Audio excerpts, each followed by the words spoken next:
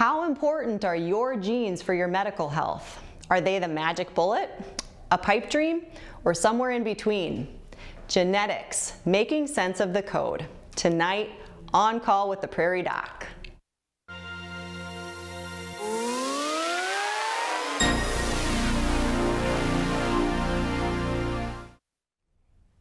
Good evening and welcome to On Call with the Prairie Doc. In the mid-1800s, Augustinian friar Gregor Johann Mendel was also a scientist whose study of traits in pea plants founded modern genetics. We've come a long way since then. First, let's begin with a look at this week's Prairie Doc quiz question. True or false? Direct-to-consumer home test kits for genetic disease risk are all standardized and validated the same as a certified genetics lab. We'll give you the answer at the end of the program. Joining us tonight in studio is Dr. Cassie Hajek of Sanford Imagenetics. Welcome, Cassie. Thanks for coming. Thanks for having me. It's fun to be here. Yeah.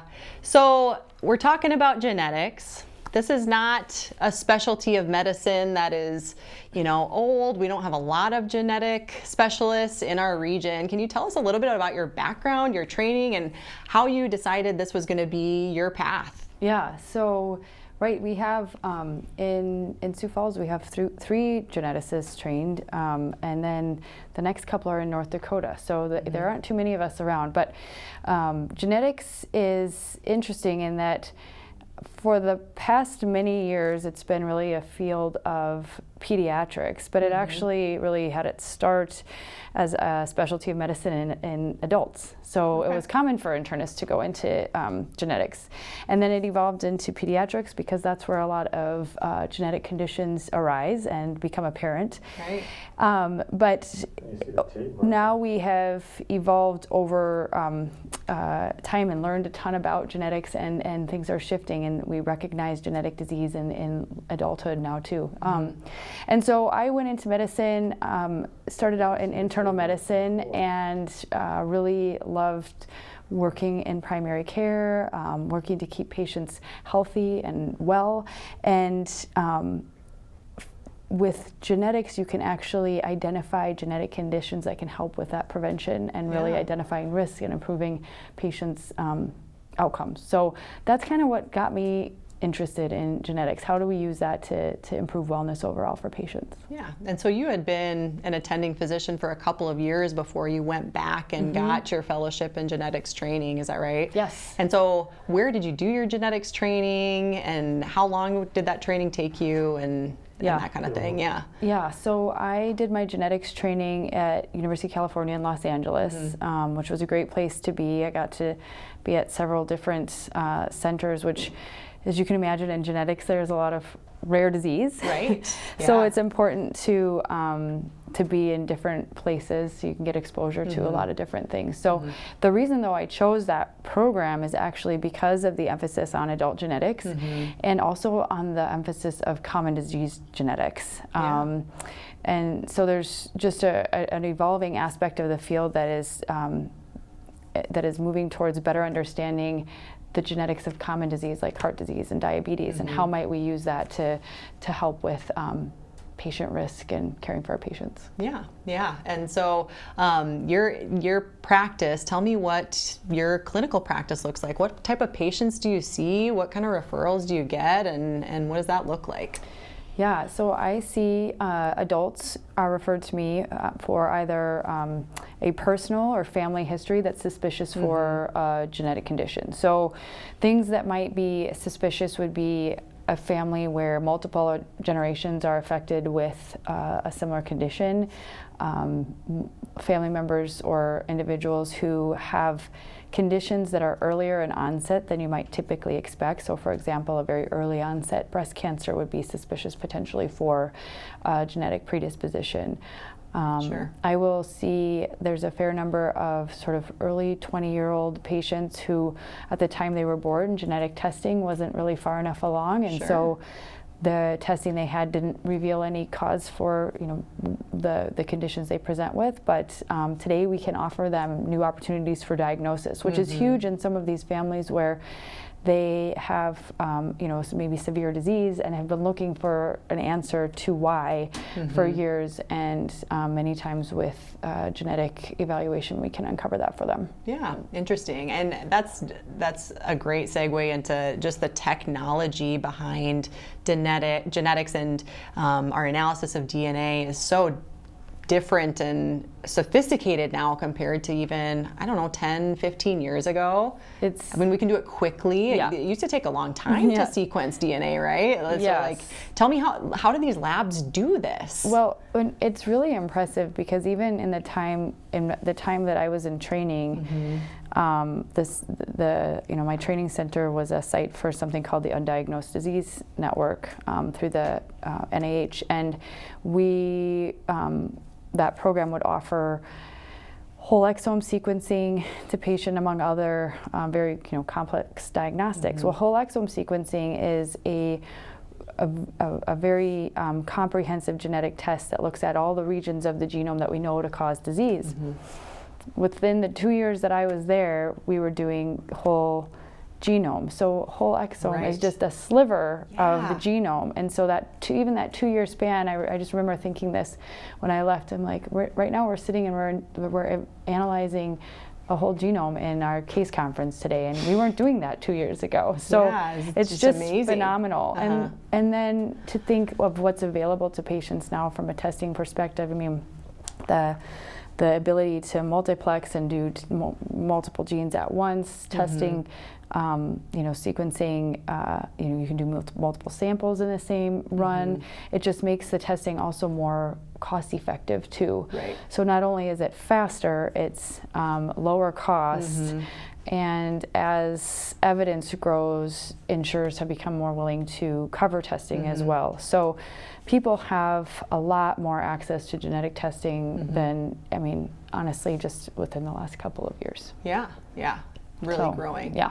And so I guess we all know that things tend to have some genetic component, but these common diseases like you're talking about, it's not so black and white as some diseases that you also see in your clinic. Yeah.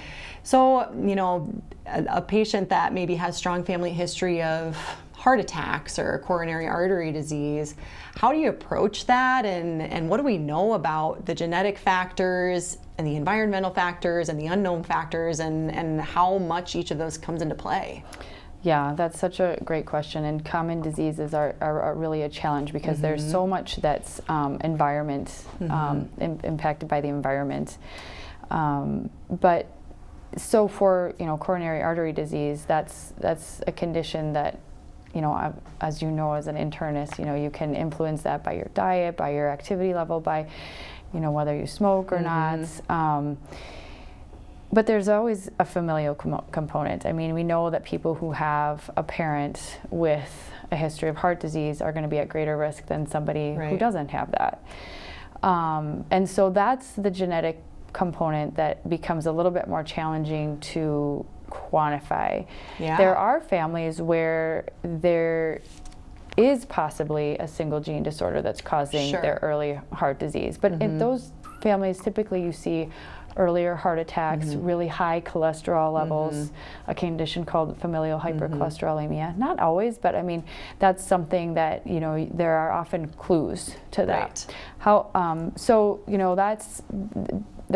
that's one side of it. But the genomic component to common, I guess, if you want to call it that, coronary artery disease, it's not due to a single gene defect, is a huge area of study. And it's actually something where there's a lot coming out about polygenic risk, where it's the risk of all those genomic components that we can't really pinpoint one thing, but it's several small changes in many different genes that all together can increase an individual's risk. And that's something that we're actually moving more towards being able to quantify and potentially incorporate that into patient risk stratification. Yeah, and I would say that's something that I feel like I'm trying to address with patients a lot, and maybe I'm talking to a new patient and they're worried about risk of heart attacks because one or both parents maybe had a heart attack at a certain age, and it's hard to know how much how much that impacts their risk. I think there's still a lot of question marks and unknowns about that, and maybe that won't be true in 10 or 20 years. We may be able to better quantify what that risk is for an individual patient. And it might be less than 10 or 20 years, because it's really, there's a ton of published out there where you can generate a genetic risk score for heart disease is one of the most helpful, and it actually does show, it does discriminate between risk levels. And so you're starting to see it more and more. We're getting better at that, is what you're saying, the more data we collect.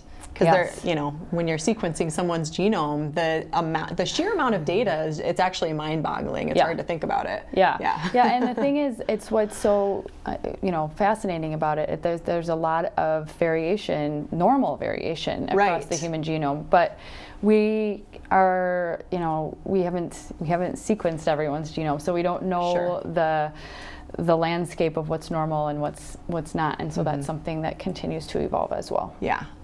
And so are there people out there, are there ways to participate in studies that help advance that type of knowledge, or are there places that are just collecting, normal people's DNA to just get more and more information? So several. One that we have is our Stanford Biobank, where patients can seek out participation in that. It's fully elective, it's no cost, and you submit a specimen, and then the possibility is that it could go into a bank for research studies related to genetics. There are large national and international groups, I should say, like the Million Veterans Program, where you can, veterans across the country can submit their specimen for genetic studies for this very reason, and that's just an amazing resource. The UK Biobank has, at this point, I can't say it's hundreds of thousands of participants where they're studying variation in the human genome and how it impacts common disease. So, and there are tons of study. I mean, right now, fortunately, we have a lot of these databases and cohorts where people are doing genomic studies in large groups, because there's a real question of what is the host genomic contribution to severity of COVID or even susceptibility. Yeah, fascinating. And there are international groups studying that as well. So it's really powerful information to have, and I think we're just at the very beginning of it. I mean, you think of all the times that patients and physicians ask a question, why does patient A with the same exposure to a virus get this ill, and patient B gets very not sick? And that's true with COVID-19, but with many other illnesses, infectious illnesses as well. And you might say, well, probably some genetics, probably some unknowns, and maybe with all the ability to connect or collect all that information so quickly, we may be able to actually grasp answers of those kinds of questions. Yep, absolutely. And that's true of other environmental things. I think of alcohol and cirrhosis. There are a lot of people who drink a lot of alcohol for their lifetime and have healthy livers, and some get very sick. And certainly there must be some genetic component there, and those are questions that we might be able to answer with this technology. Absolutely. It's very interesting to see how environmental factors will impact one person in a very severe way and another person in maybe not at all. So, but you don't want to, at this point, we can't make any specific recommendations on that, or you still want to minimize your risks as much as possible for these things. Another example I think of is lung cancer and smoking would be another good example. And cancer is a place that they're using genetics all the time right now. Genetics is used all constantly, as opposed to other fields of medicine where we're maybe a little bit behind. But so it's coming. Absolutely. Cancer. Tumor genomics and figuring out how to treat patients based on the tumor composition, the genetic composition of the tumor. Doing even genetic studies to understand if you're predisposed, and looking at things like BRCA1 and 2 and how that might come into play in patients who have the right presentation. It can be very helpful. Good. What if you do have the genetic profile that may lead to a future disease? Prairie Doc co-producer Ginger Thompson spoke with a woman who faced that situation.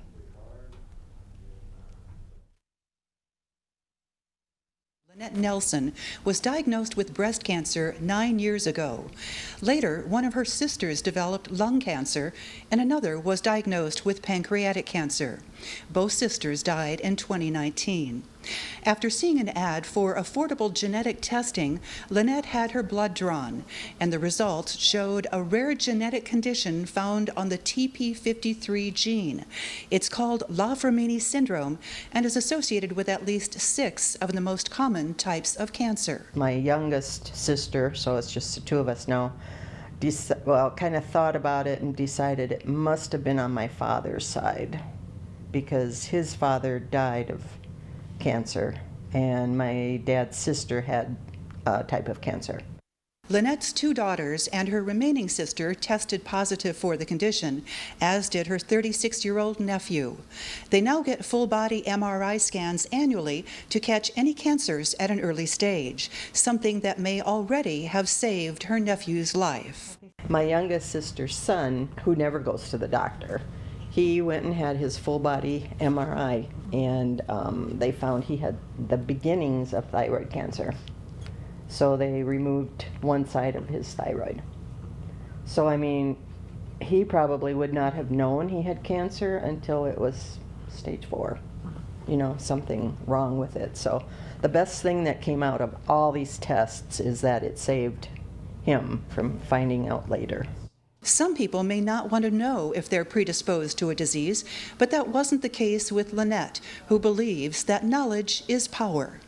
I just thought it was very interesting that maybe there was a cause why my 2 sisters got cancers. It just wasn't fair. You know, 3 girls out of 4 in just one family. Why did 3 get cancer?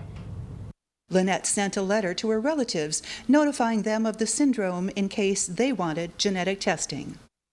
If your family or anyone has any kind of a special disease or cancer or whatever, a simple genetic test will take care of their findings.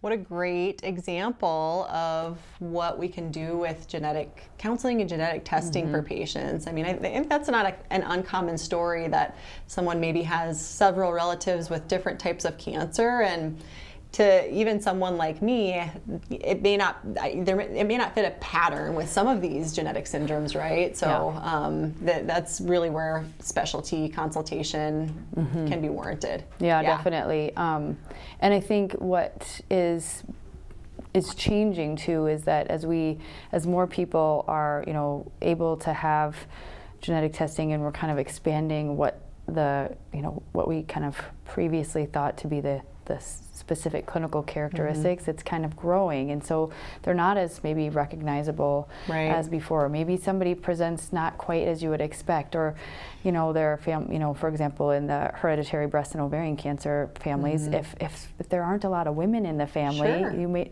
it may not present. And so we say, you know, really, if someone has a question or it's concerned, at the very, you know, have them talk with a genetic counselor and kind of can pull out that family history, see if there's anything suspicious, and then decide to pursue testing if necessary. And I think an important point here too is this is, you know, a sophisticated and pretty specialized field. So, you know, I'm a primary care physician. If someone comes to me with that family history, the next step is not for me to order blood testing for them. It's really to refer on to the genetic counselors and the specialists to discuss what pattern might this fit, number one, and number two, is testing warranted, and number three, do you actually want testing? And that's a big conversation in itself. Yes, yeah, definitely. And so that's where genetic counselors, geneticists, like myself, that's where we'll kind of take it from there and kind of help move that process along. You know, the question of, for patients, it is important to decide if you want to pursue genetic testing. You know, most of the time when we see patients, they do. I mean, that's why they're That's there. why they've gone that far, right? Yeah. Yeah, and usually the number one reason is that they'll say, I want to know how this is going to impact my family. Yeah. So a lot of times for genetic testing, we can diagnose. There's many times not a treatment. In some cases, like in Lynette's case, there's a plan of action you make. You know how frequently you get MRIs and imaging to look for potential cancers that may arise, but a lot of times there isn't, and so a big really benefit that comes out of a genetic diagnosis is to be able to tell a family member, well, your risk is this, or what is the risk of recurrence to future children, and that can be really, really helpful and powerful. Right, and give insight as to whether, if for example, a great example, so a common example that I see is if a woman has a diagnosis of breast cancer, and maybe she's in the midst of undergoing treatment for that and has family history or has the right tumor markers, she may get genetic testing done. And if that test's negative, then she can rest assured that she's not passing down one of those abnormal BRCA genes to her daughters or children. But if it's positive, it kind of empowers her to talk to her children about that, right? Yeah. Yeah, absolutely. And we've learned so much in that list of BRCA1 and 2 has grown. There are others. And I think that we always kind of emphasize the positive, but when your patient is positive and their children test negative, you've just relieved them from a lot of additional testing and worry, the assumption that they I'm have living with this high risk, and maybe that's actually not true. Yeah. Let's talk a little bit about things that I think people see a lot, which we'd call direct-to-consumer testing. Yes. So there's a lot of examples of these, right? I think 23andMe is a common one. I think Ancestry does one, and you send in your swab, and they send you back this list of things that maybe you have higher or lower than average risk for. Yeah. Tell us a little bit about that. What type of technology do they use compared to the technology that you use in your labs? And where might they be helpful, and where do they fall short? Yeah, so these are everywhere. What I think has just been so interesting about it is that the popularity has really emphasized that there's a public interest in knowing the genetic side of yourself. So, but typically what those tests are, it's kind of like the cliff notes of your genome. So instead of reading every line of every page in every chapter, you're maybe doing every few words. And so it's just kind of hotspots. So it's definitely not something that you would want to take away and get a result from and feel like this is it. Like this is this is I can take this and go get more frequent mammograms or something. Because what you can do with a lot of those programs is you can get the data. And then there are other third-party programs out there where it will analyze the data, and then it will tell you, do you have various changes in genes that we know to cause disease. But the thing is, they're not made for that, so we can't really use that information. And so I always tell patients, these types of tests are fun. They are, and that's kind of where it stops. And I actually brought my results because I had done this a while ago, and I just, again, for fun. But I also wanted to kind of see what people get out of it, right? And this is just one of them. But it tells you various things like health predisposition, and they do look at a couple of changes in the BRCA1 and 2 genes, but only 3. And so how many are there? I mean, thousands. So you're missing, potentially thousands of mutations that you might look for. So this is not what you're going to hang your hat on, right? This is something where if you felt like there was a concern or someone had recommended that you go see a geneticist, then you come to the geneticist and we'll this isn't good enough if you've got a strong family history. Yes. Yeah. And similarly, if you get a positive from this, we would still want to confirm that too.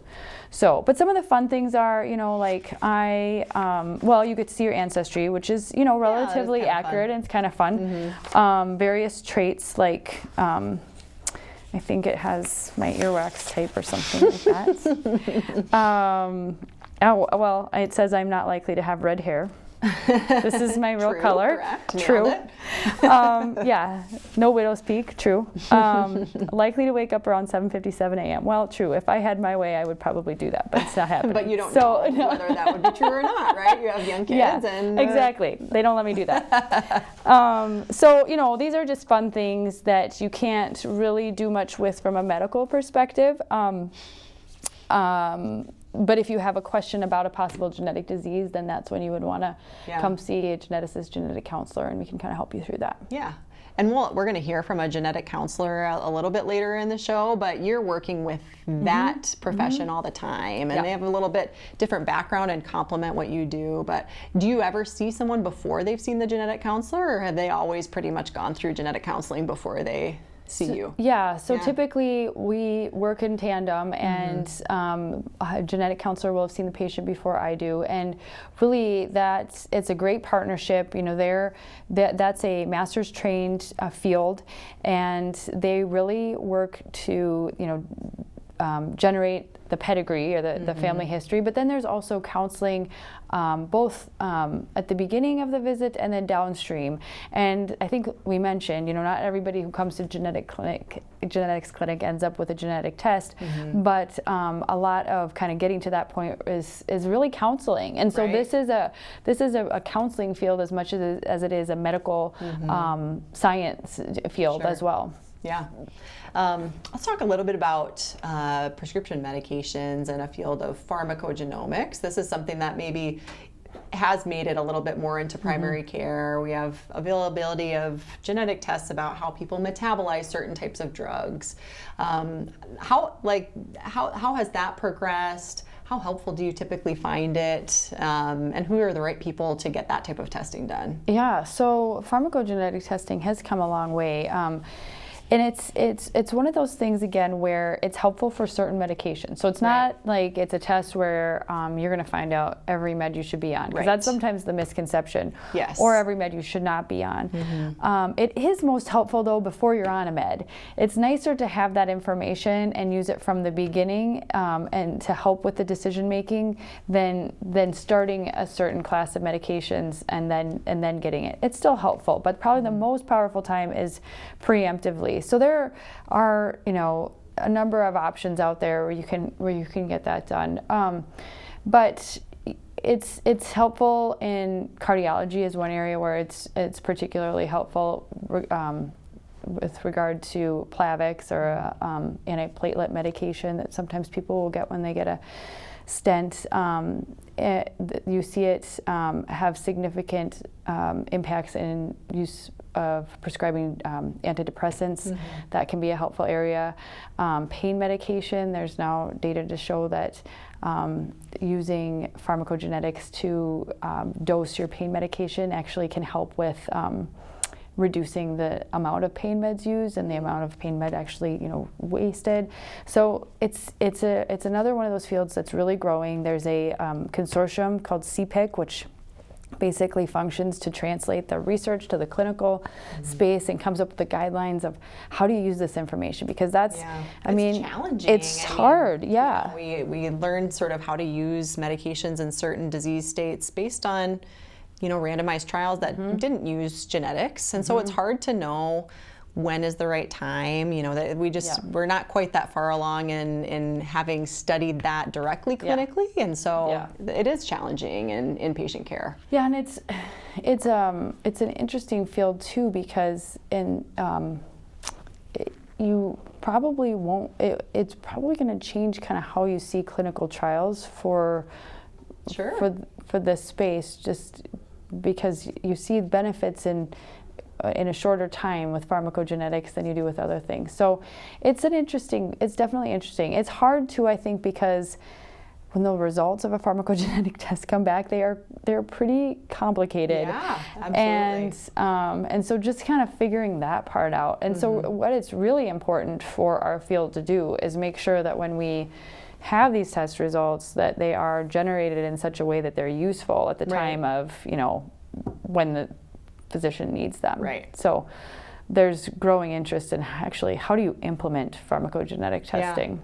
And that's another type of testing that, again, just based on the technology, is a lot less expensive today than it was. Oh, yeah. You know, it's been available for a while, Yeah. but the cost is not particularly high. Mm-hmm. Yeah. And a lot of more and more health systems are actually beginning to offer that to their patients as a service. You're starting to see insurers cover various components of it, but that's still growing. Patients still pay out of pocket for Yeah. at least for some of those tests. Yeah. And are there other, you know, do you foresee other fields of medicine being able to use pharmacogenomics in a useful way? I mean, again, we've talked about oncology as a place where genomics are used constantly, and probably more than any other field of medicine. But, but I mean, you know, there are guidelines for medications that are used in, you know, cardiology, I would say infectious disease, even for surgery partners, you know, that pain side of things is a big deal. When you can predict that you're going to need to use medications. And just with the dosing and figuring out which dose is right. And I mean, it's just really expanding to a number of different areas. I mean, we actually, even just over-the-counter NSAIDs, there's guidelines now to how to dose that based on a genotype. So, fascinating. And that can help to reduce adverse events. Right. Yeah, so much. I mean, as a you know, a young physician, you feel like you've learned and know everything there is to learn, and it's so blatantly obvious that in 10 years this is going to be so much farther along than it was when I was in training. It just never stops. Genetic counseling exists to help us navigate the meaning, results, and possible outcomes of our genetic examinations. A genetic counselor is a good mix between providing genetics education and kind of the medical part of genetic conditions, along with psychosocial counseling and trying to help a family or a patient understand either the genetic condition that they have or the genetic condition that they're at risk for. A person might see a genetic counselor for a variety of reasons. The typical 3 areas that we think of genetic counselors working in are prenatal, cancer, and pediatrics.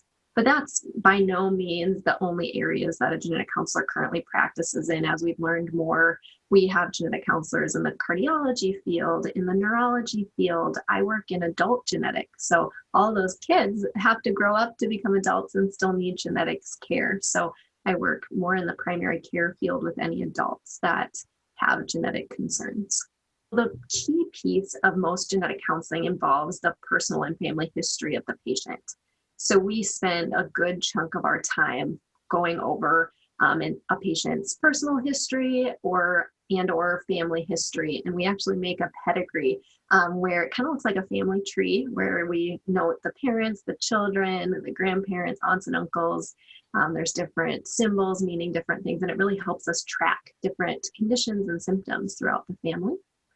And after doing that, then we'll talk about what we're seeing, talk about if there's certain patterns or if genetic testing might be appropriate, if it might give clarity to whatever is the concern in the family.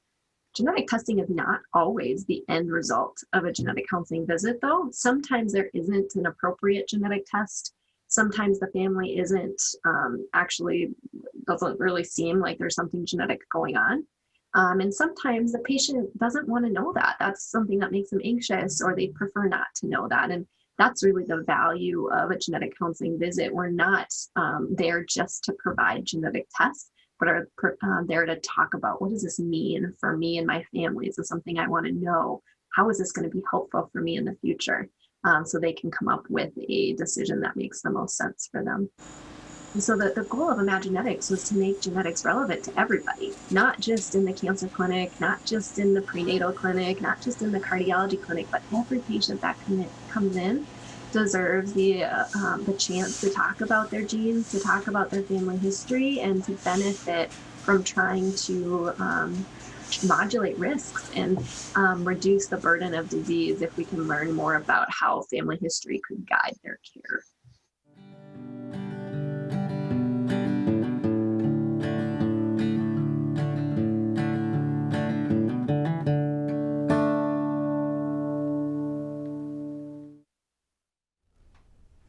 great. So that is just a great discussion about genetic counseling and how it complements the actual science of the genetic testing.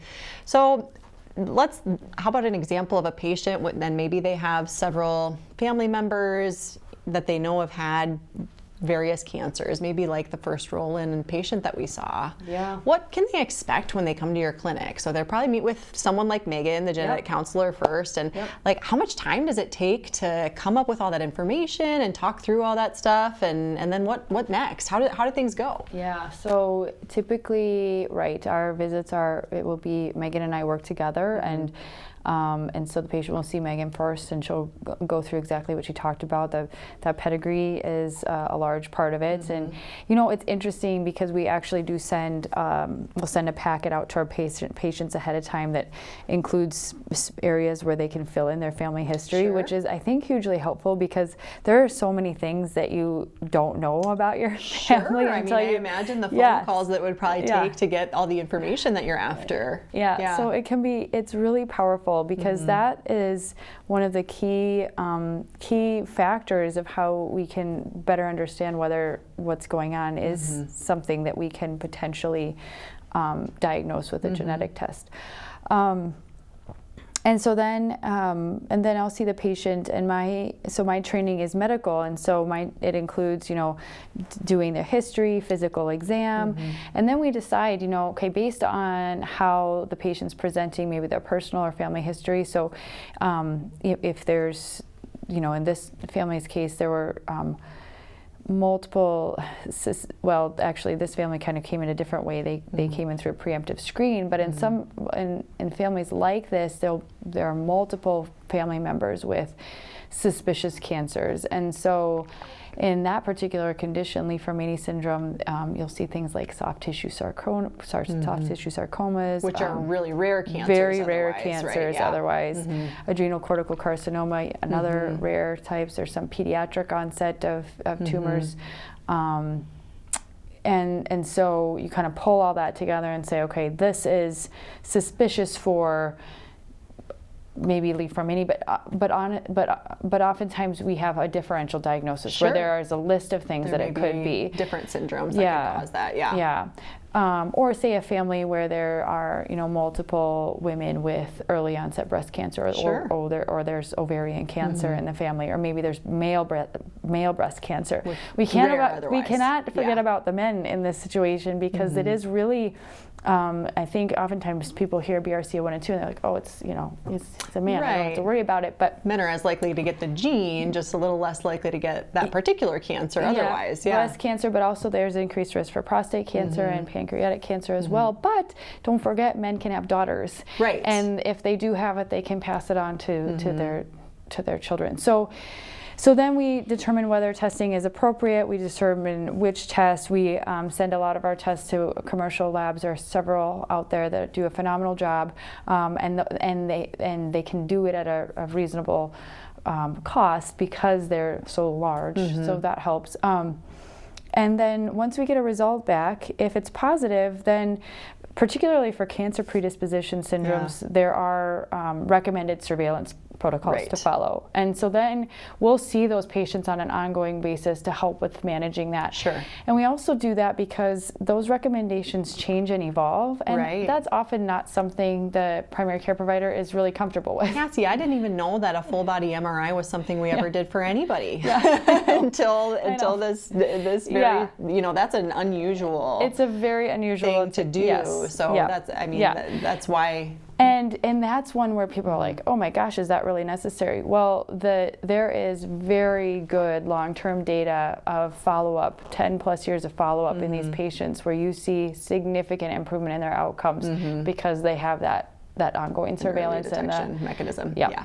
And certainly the full body MRI isn't the outcome of even most genetic syndromes. The P53 mutation is a unique one. Yeah, no, but it might mean different types of screening. It might mean more frequent screening. It might be screening for things that in the general population we wouldn't recommend screening for, right? Exactly. Yeah, and that's just kind of in the field of cancer. When you think about other rare disease, like the families. that I was talking about before, where that's a, maybe a 20-something-year-old Yeah. who has, an intellectual disability or motor delay, speech problems. There's clearly something going on yet to be diagnosed. A genetic diagnosis is often really helpful for those families because it, number one, answers the question of what's been going on with my child all of these years. Yeah. It gives a name to what's going on. So many times there are patient advocacy groups for these conditions, and social media is very powerful in this space. So have I ever would have thought I would have recommended Facebook in my medical advice to patients? No, but I know that I have families who will go on there and they can communicate with other families who have children with the same thing, and it's just really helpful to have others who know what you've been through. Right. That can be helpful in, knowing prognosis, knowing, treatments, what worked for you. Oh, that didn't work for me, but this did, For rare things yeah, that for otherwise rare there things. may not be a lot of data behind. Yeah, exactly. Right. So, What are there any examples that you could think of that genetic testing leads to treating someone with a certain type of medication that might prevent disease or anything like that? I think of someone, that maybe has that familial hypercholesterolemia that might change your actual management. yes, absolutely. Yeah, there are some out there. Familial hypercholesterolemia is a great example, and that's one that people have really high bad cholesterol. And what happens is that because of that, they have a significantly increased risk for heart disease. So you have to treat them appropriately. But oftentimes that bad cholesterol doesn't get controlled by just your typical methods. Right. Yeah. And so they need to be on another medication. And so having that genetic diagnosis can actually help to get approval, insurance approval for the medication. So that makes a big difference. And that condition is so fascinating. With the large genomic studies that have been done, we're finding that the prevalence is probably greater than what was previously thought. Isn't that interesting? And about 90% of people who have it are not diagnosed. Sure. And that's because those cholesterol levels can actually kind of fall in the high end of normal, and they might not be recognized as bad. Sure. But then they're hard to control, and so it can be really hard to manage. And that's, we talk about the technology of the testing that's changed, but in that condition in particular, 10 years ago, you didn't really have more to offer than the standard statin therapy, and now we actually have new drugs that, when they were studied and approved, were studied in this very population of people, and it's kind of a unique situation. Yeah, that's a really that's kind of one of my favorites to think about, how genetics has really changed the care of those patients. Yeah. Do you work with pediatric geneticists and sort of co-manage patients that are at that in-between stage? Or tell us more about pediatric genetics as you know it. Yeah, so all geneticists go through pediatric training, which is something that I had to kind of gear up for because I had been a practicing internist and not seen a baby for a long time, and I didn't have any kids of my own at the time. And I remember my first week in there, I was in the NICU, and I was like, oh my gosh, I'm just afraid to Cassie, that sounds terrifying. Yes, it was terrifying. So we work really closely with our pediatric colleagues, and the thing with it is, we can all see all ages. It's just that some of us will kind of specialize in one area or another. But the truth of the matter is, genetics runs in families, and so if if I see an adult with something and their child has it, I'll probably see the whole family. And similarly for my pediatric colleagues, because it just makes sense to have kind of one person caring for the whole family. So it's a good back and forth. It's similar training. It's the same training, but sometimes you just kind of emphasize, kind of spend more time in the areas where where you have the greatest interest. What misconceptions do you see out there, be it in patients and the general population, among physicians? What misconceptions do you think are out there about genetics and medicine? Either maybe we underuse it, maybe there are places that we think there's more opportunity for use than there actually is. Yes, exactly. I think you have both ends of the spectrum. I think some people think genetics are scary and they kind of run from it. And then I think there's some who fall in the category like that's the answer to it all. And I think in reality, we should probably all fall somewhere in the middle. It's going to provide some great knowledge for screening, prevention, treatment ultimately, but it will never be the silver bullet. Right. But it's not something we should run from, because like in Lynette's case, I think she described, knowledge is power, and knowing this has given their family the ability to screen for things, and like she brought up her nephew who had an early cancer identified. Yeah.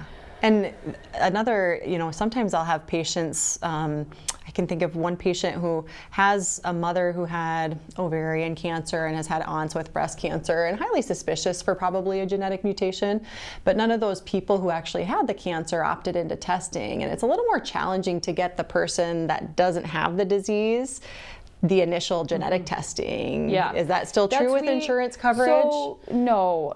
Well, yes and no. I would say that those patients, we're still that, in that situation, we definitely should see that patient. We should help them out.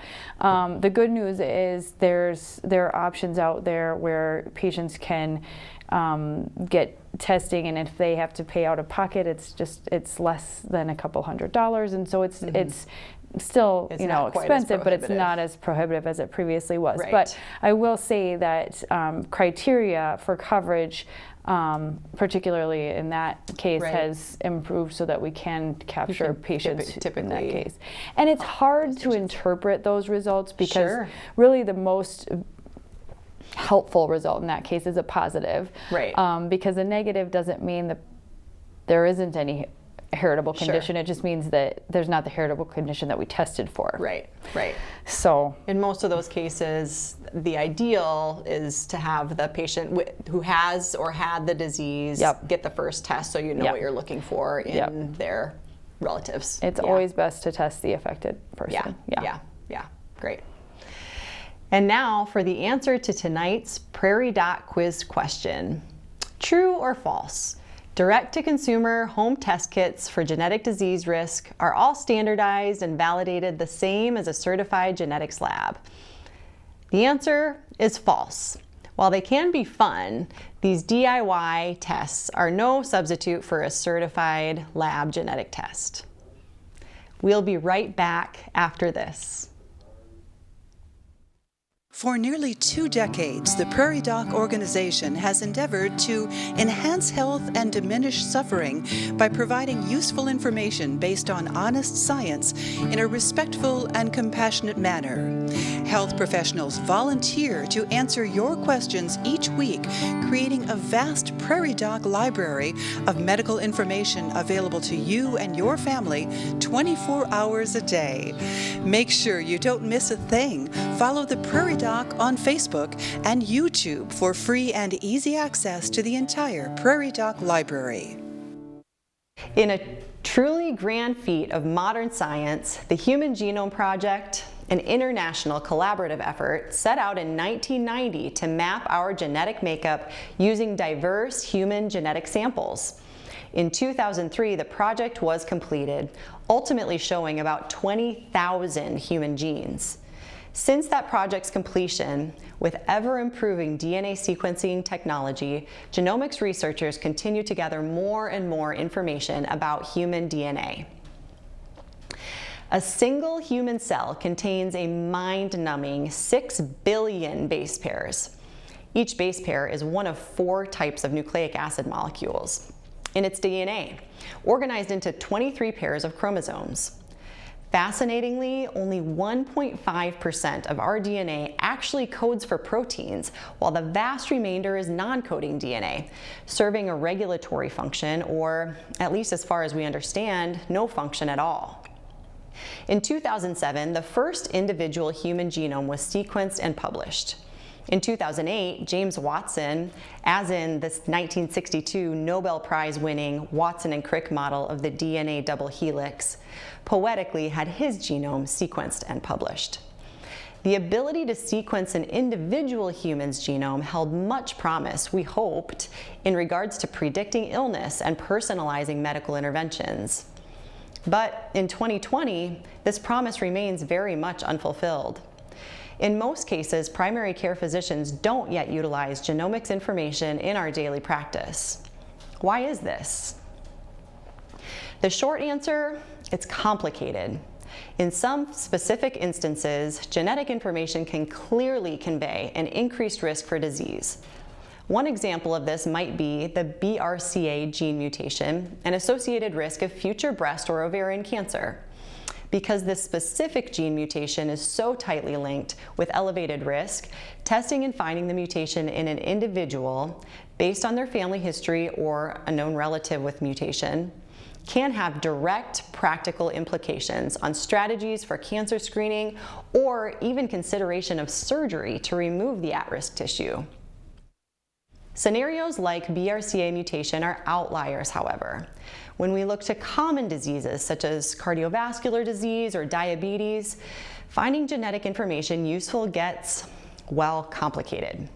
In these cases, what we have found is that many genes are involved, and it is extremely difficult to estimate how much a mutation in one of those genes affects overall risk.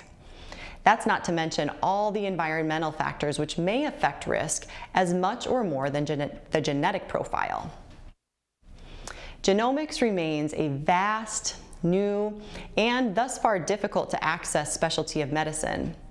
At its current rate of growth, however, I am confident my previous statement will not remain true during my career in medicine.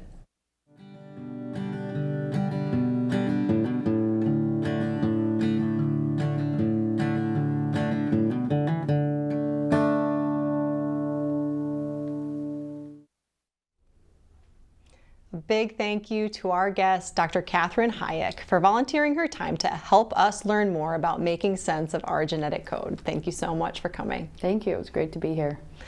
If you would like more information about this program or to see and hear more episodes of this program, please like and follow us on Facebook and YouTube or visit us at prairiedoc.org. And be sure to look for the podcast of this program, Prairie Doc On Call, wherever you get your podcasts. That does it for tonight. From all of us here at On Call with the Prairie Doc, until next time, stay healthy out there, people.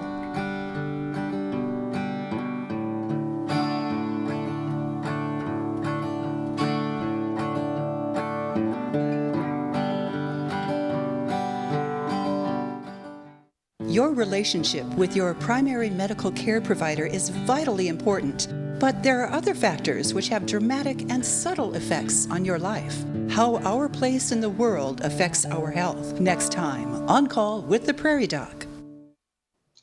For nearly 20 years, the Prairie Doc programs have provided healthcare information in our state and across the region. Hello, I'm Dr. Jennifer May of Rapid City, and I serve as a board member on the Healing Words Foundation, which provides the funding for the Prairie Doc programs. Each week, our Prairie Doc and other medical professionals volunteer many hours to share science-based truth on healthcare, on public television, on the radio, in our newspapers, and online. And best of all, everyone has free and easy access to the entire Prairie Doc library. I ask you to make a donation. Please help us continue this important work. Go to prairiedoc.org and make a donation today. Thank you.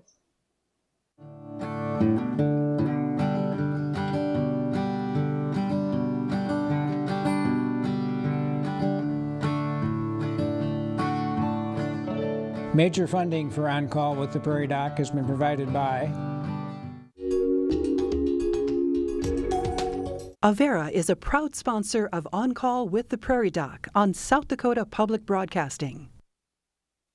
Larson Manufacturing is proud to support On Call with the Prairie Doc as it continues to open doors for important medical information.